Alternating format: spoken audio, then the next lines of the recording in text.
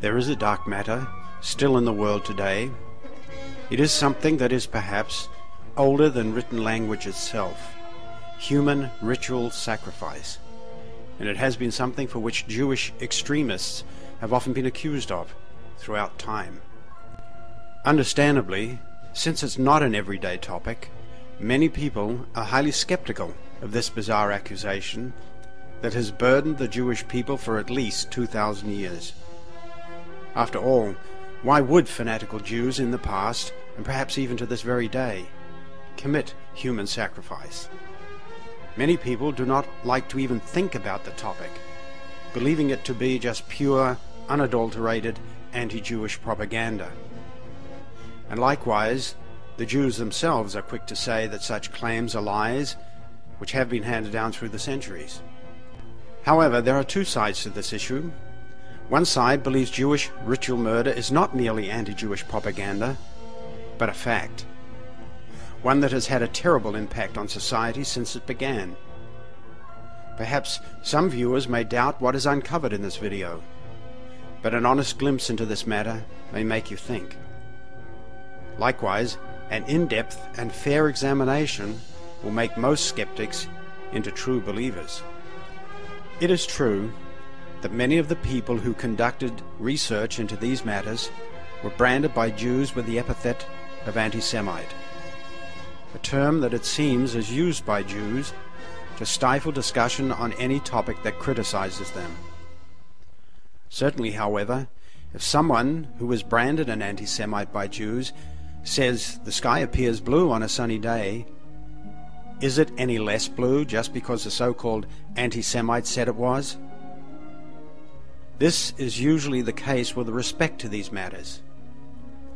While some people who investigated these matters were really anti-Semites, it was the fact that human sacrifice was practiced by Jews that caused many of these people to become anti-Semites. After uncovering the secret among the Jewish cult in times past, how could a Gentile feel otherwise? After all, it is not the anti-Semite who commits the foul act of human sacrifice, now commonly referred to as Jewish ritual murder, yet Jews sought to make the Gentiles who reported these crimes appear worse than the Jews who committed them. Most historians know and admit that human sacrifice has occurred in the past amongst various sects. The Aztecs' blood-stained temples attest to this. Many innocents met their fate that way, with their hearts plucked from their bodies. The practice called sati in India, where women would sacrifice themselves in flames, is still practiced today in obscure parts where some of India's 1 billion, mostly Hindus, live. In Mexico, even just a few years ago, a strange cult was uncovered that had sacrificed many people, including American college student Mark Kilroy. The same is true of Africa and various parts of South America today. If you merely comb the internet, you'll realize that, yes, there are some groups who still engage in barbaric practices such as human sacrifice. So, what are the facts about the Jews? Have they also engaged in such terrible acts in the past? And could there be some primitive sect amongst Jews, extremists no doubt, who to this very day still commit the wicked crime of ritual murder? Most Jews, if asked about ritual murder, will vehemently deny any knowledge of it, of course. And they're probably telling you the truth. If there are Jewish hate-mongers who engage in these acts, and there is strong evidence to indicate such, it is probably only a small number of them. So if this is indeed the case, one question still remains. What makes these crimes stand out apart from other cruel acts committed by man against man in the past? The answer to this question is not a pretty one. Based on numerous reports from the past to modern times, the main difference is the degree of cruelty. Reports say children sacrificed in Jewish occult rites were tortured to death in the most cruel and heartless ways imaginable. After the ceremony, Jews reportedly dried the child's blood, often absorbing it into paper, for their various occult rites. Aside from claims of Jewish ritual murder being carried out in an extremely vicious manner, there's one other difference that sets this crime apart from others. When such crimes are uncovered, not only the local Jewish groups, but Jews from all over the entire world seek to conceal it. In the past, Jews have even set aside a special fund to cover up such acts. However, by doing this, they become, as the police might say, an accessory after the fact. From time to time, there have been brave and honest Jews who would deviate from their kinsfolk and admit to the truth of these crimes. While such honesty was not common amongst Jews, it still occurred on occasions. For this reason alone, a blanket indictment against all Jews cannot be made. Indeed, some Jews, young and old, have admitted these crimes in front of court, written about them in books, discussed them in debates, and so forth. For the most part, however, Jews typically deny such accusations. They have even developed a phrase for this type of accusation: blood libel. This term is often used as a rallying cry amongst Jewish groups. But let's go to the crux of the matter. When did it begin? And is there evidence to show that this has been a regular occurrence?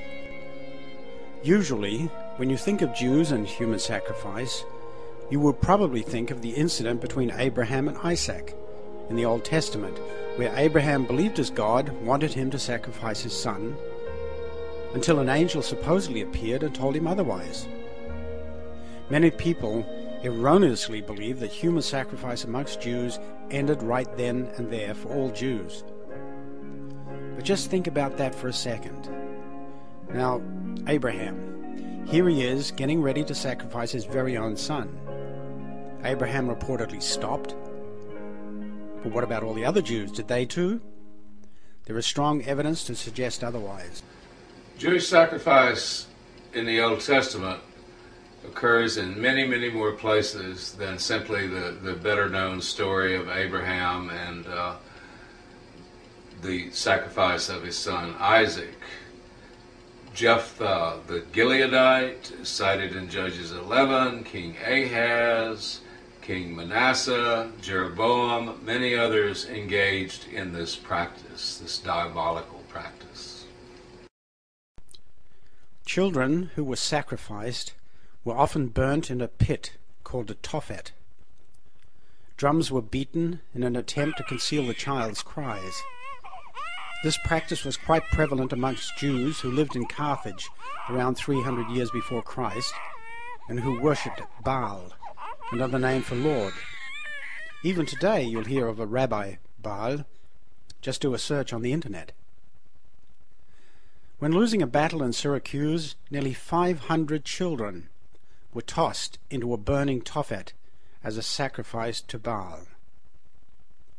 Sometimes children were put in the arms of a bronze bull, which had a furnace below it, and those committing this vicious act then allowed the flames to consume the child. The level of cruelty in these cases knew no bounds.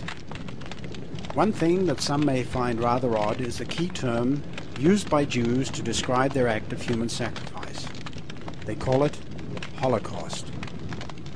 As surprising as this may seem to some, the word Holocaust is a Jewish word that was used to describe the act of putting a child into the flames as a sacrifice to their deity. Of course, Jews have assigned a completely different meaning to the term nowadays, but if you take a look at an older dictionary, you will see that we're right about this. Holocaust is a most interesting term. Literally, it means a burnt offering. And they want you to think, the Jews want you to think mostly of the alleged burnings of World War II era.